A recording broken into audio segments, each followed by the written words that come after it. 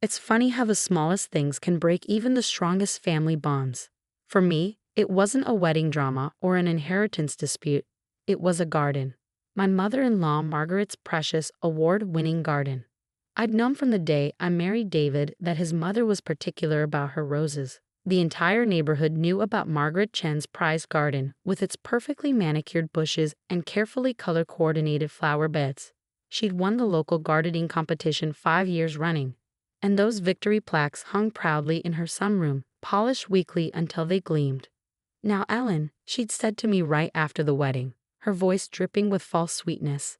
"I know you're used to simpler things, but in this family, we have standards to maintain." The way she looked at my modest apartment's potted plants made it clear what she thought of my gardening abilities. That was 8 years ago. Since then, I'd given birth to twins, Amy and Lucas, now 7. David had passed away 2 years ago in a workplace accident, leaving me to raise our children alone. Margaret had been, well, marginally supportive. She'd show up unannounced with casseroles and unsolicited parenting advice, never failing to mention how she'd raised David properly as a single mother after her husband died. "Your children need structure, Ellen," she'd say, watching Amy and Lucas play in our backyard. "They're so energetic. David was never like that." The comparison was always there, hanging in the air like an unpleasant smell.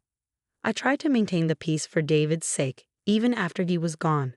The kids loved their grandmother, despite her rigid ways. Every Sunday, we'd go to her house for dinner, and the twins would beg to play in her garden.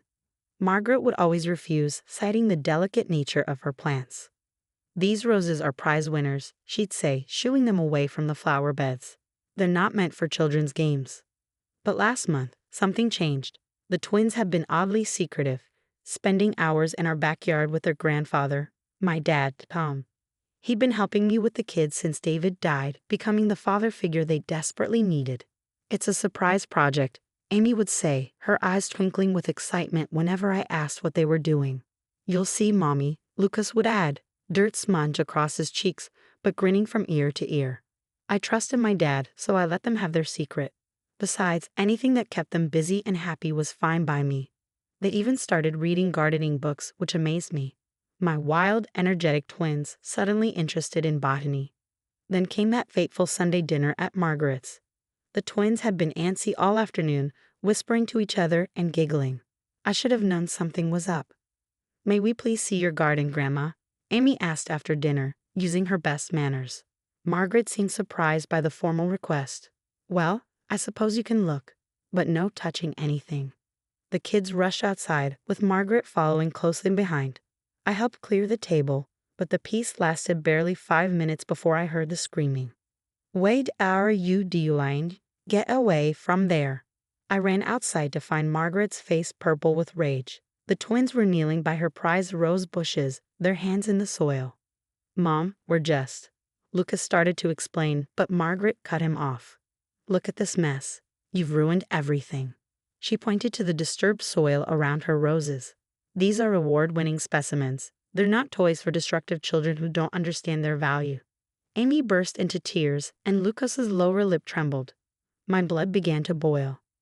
"Margaret, they were only. I want them out of my garden. Out, and don't come back until they learn some respect." She grabbed both children by their arms, pulling them roughly to their feet. That was it, the last straw. "Don't you dare manhandle my children," I said, my voice deadly quiet. The tone made Margaret freeze. "Take your hands off them. Now." She released them, and they ran to me, burying their faces in my sides. "Well, I never," Margaret huffed. "In my day, children knew their place. David would be ashamed to see them acting like this." The mention of David's name made something snap inside me. "No, Margaret, David would be ashamed of you right now. Kids, show Grandma what you were doing." Amy pulled out her phone, a recent birthday gift she'd been using to document their secret project. With trembling fingers, she pulled up a series of photos. "We wanted to surprise you, Grandma," Lucas said softly. "We've been practicing with Grandpa Tom." The photos showed our backyard transformed. The twins had created a beautiful memorial garden, with roses identical to Margaret's prize winners. The final photo showed a handmade plaque, "In memory of Dad, his love blooms forever." We wanted to learn how to grow roses like you, Amy explained, wiping her tears. So we could make a special place for Daddy. Grandpa Tom helped us learn everything about roses. We were just checking your soil because ours isn't growing as well. Margaret's face went from purple to white in seconds. She stood there, mouth opening and closing like a fish out of water, as the full impact of what she'd done sank in. I didn't. Save it, I said, gathering my children close. We're leaving. And this time, we won't be back. As I led the twins to the car, I could hear Margaret calling after us, her voice breaking. But some things, once broken, take more than apologies to fix. Like trust, like family bonds. Like a child's innocent desire to connect with their grandmother through something she loved. Like roses, relationships need careful tending. But unlike roses, they can't simply be pruned and shaped to someone else's standard of perfection. Sometimes they have to be allowed to grow wild and free, even if that means breaking the carefully maintained order of a prize-winning garden. The next few weeks were harder than I expected. The twins threw themselves into their memorial garden with renewed determination, but I could see the hurt in their eyes. Every evening they'd water their roses and check the soil, their little faces serious as they referenced the gardening books spread out on our patio table. "Mom," Lucas asked one evening, his hands deep in the soil, "why doesn't Grandma Margaret love us like Grandpa Tom does?" The question hit me like a physical blow. Amy stopped pruning her rosebush, waiting for my answer. How do you explain toxic perfectionism to 7-year-olds?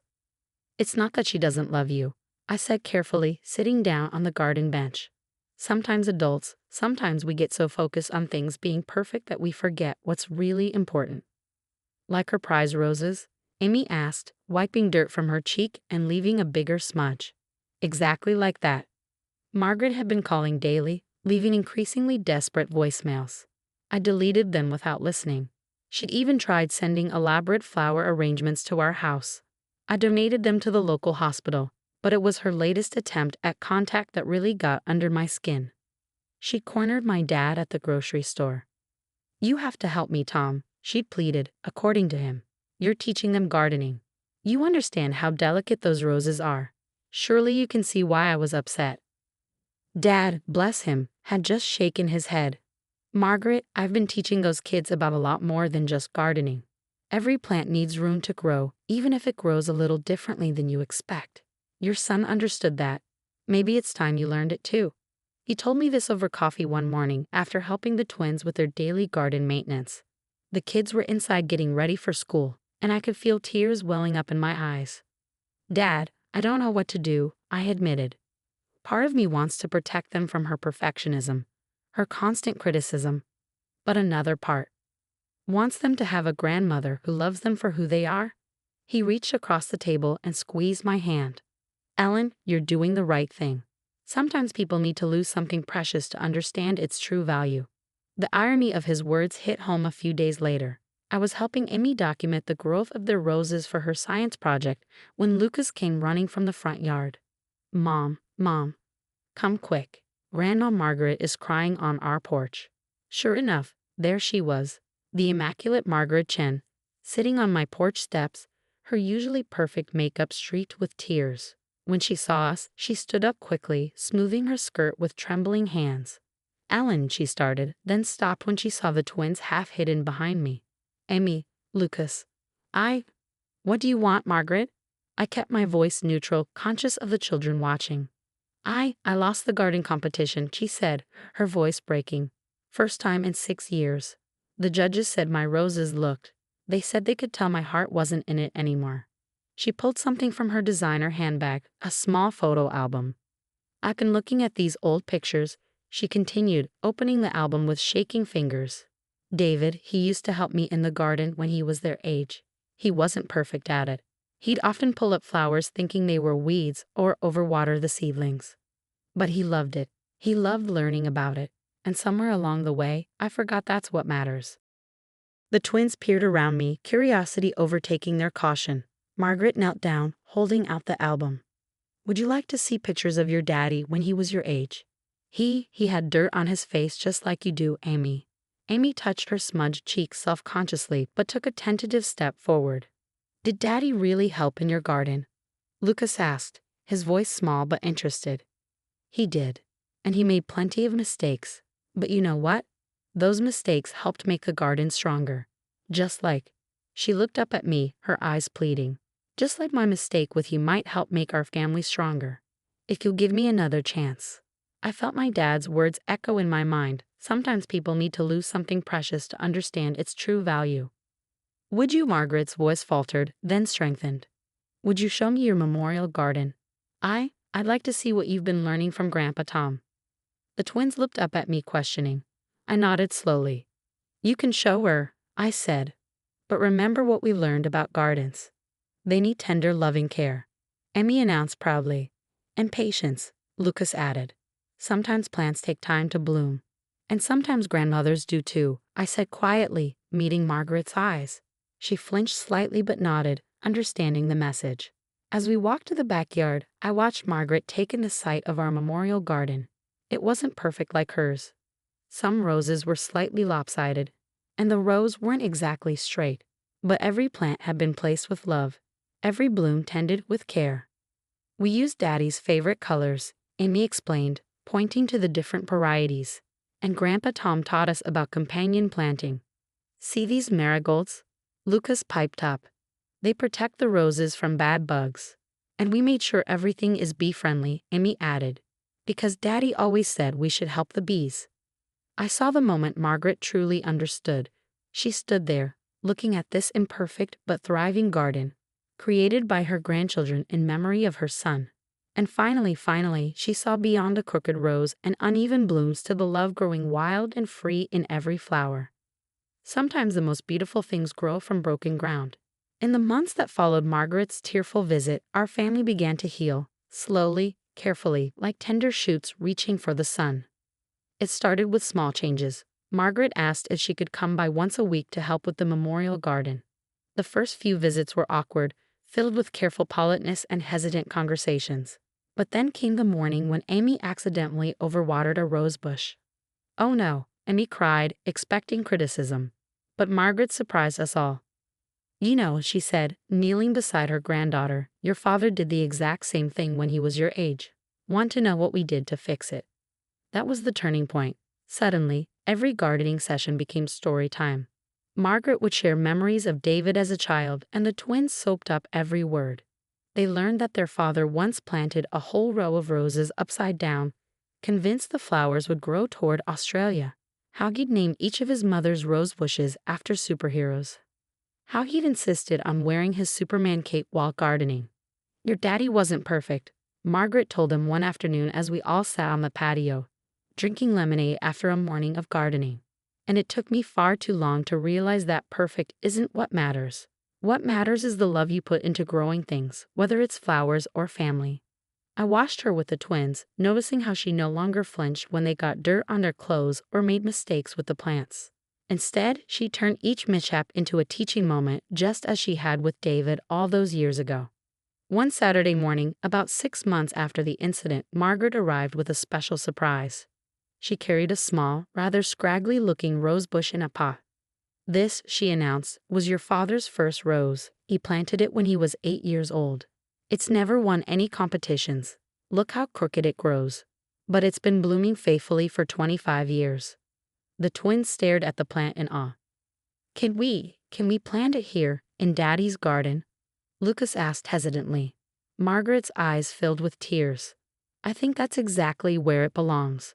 We planted it together, all 4 of us getting our hands dirty. As we worked, I noticed something remarkable. Margaret's own hands, usually so pristine, were covered in soil, and she didn't seem to mind at all. You know, she said as we patted down the soil around David's old rose bush. I've been thinking about next year's garden competition. Are you entering again? I asked, curious about her tone. Actually, she smiled, looking at the twins. I thought we might enter together.